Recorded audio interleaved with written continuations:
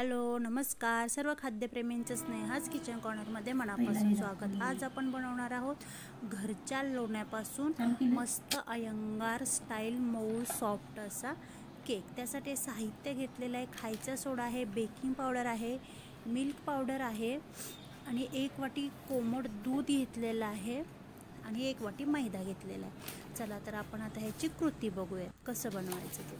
मी आता चाळणीत 1 वाटी मैदा घेतलेला आहे, करेक्ट 1 वाटी आहे तो, ज्या वाटीने दाखवलं त्या वाटीने। हे जर असा केक तुम्ही बनवलात तर तो खूप छान होतो, इझी होतो आणि ह्याचं साहित्य लक्षात राहायलाही खूप सोपं आहे, त्यामुळे तुम्ही नक्की ह्या पद्धतीने केक ट्राय करा। मी आता तेवढीच जेवढा मैदा घेतला आहे तेवढीच 1 वाटी मिल्क पावडर काढून घेत आहे।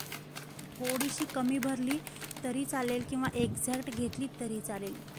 बघा मी आहे म्हणून तेवढीच घेतलेली आहे। थोडीशी जर तुमच्याकडे कमी असेल मैद्यापेक्षा तरी चालतं, काही प्रॉब्लेम येत नाही। अशी मिल्क पावडर ही मैद्यात मिक्स करून घ्यायची, नाहीतर ते लगेच मॉइश्चर पकडतं आणि त्याचे गोळे होतात, म्हणून मैद्यामध्ये मिल्क पावडर मिक्स करून घ्यायची। आता मी ही घेते बेकिंग पावडर घेते, पाऊण चमचा बेकिंग पावडर घेणार आहोत आपण। बघू शकता तुम्ही मी चमचा व्यवस्थित भरून घेतलेला आहे, पाऊण चमचा आहे तो।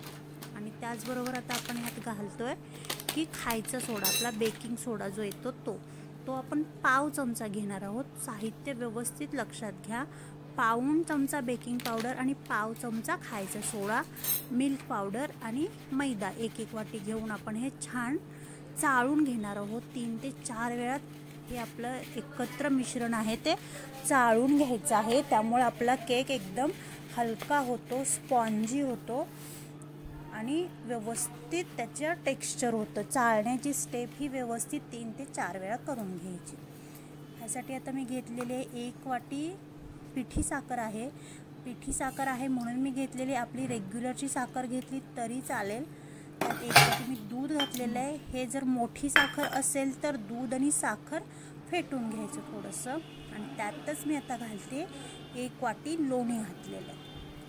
ह्यात आपण 3 इन्ग्रेडियंट्स घातलेले आहेत, साखर, कोमट दूध आणि लोणी। हे आता एकसारखं फेटून घ्यायचं की आपली आता साखर बारीक आहे त्यामुळे जास्त वेळ फेटायला नाही लागत। मोठी असेल तर साखर बारीक होईपर्यंत मिश्रण एकसारखं करून घ्यायचं। आता मी ह्यात आपलं जे इन्ग्रेडियंट्स होते, मैदा, मिल्क पावडर, बेकिंग पावडर एकत्र केलेलं ते आता आपण घालून घेतलं आणि बघा हे असं टेक्स्चर झालेलं आहे पिठाचं।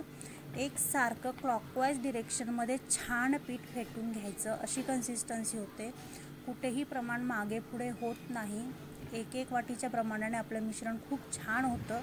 आणि त्यात मी आता आपण लिंबूची फोड घेतलेली आहे, तुम्ही बघू शकता केवढी आहे। त्याने केकला छान शाईन येते, छान चकाकी येते। ती एकदम सगळं पीठ फेटून झाल्यानंतर थोडासा लिंबू त्यात पिळायचा आहे। तुम्ही नक्की करा, छान ग्लो येतो आपल्या केकला।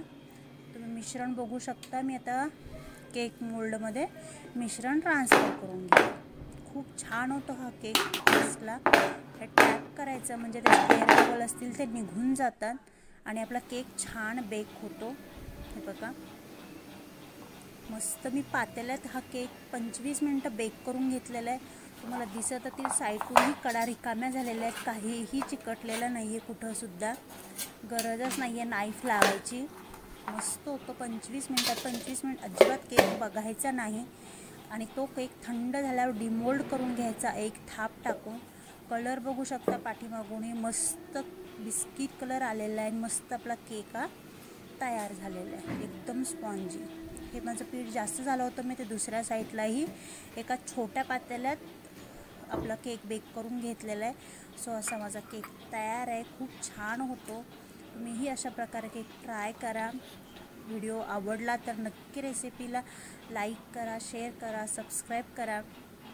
मस्त असा आपला केक तयार होतो, सगळ्यांना खूप आवडतो। आमच्या घरी तर क्रीमपेक्षा हाच केक सगळ्यांना खूप आवडतो आणि अगदी लगेच होतो। आपले साहित्य जे जास्त क्रीम वगैरे काही लागत नाही याला, एकदम स्पॉन्जी। कलर कुठेही बघा अजिबात वर खाली झालेला नाही आहे, एकदम मस्त असा आपला केक तयार होतो। Thank you for watching.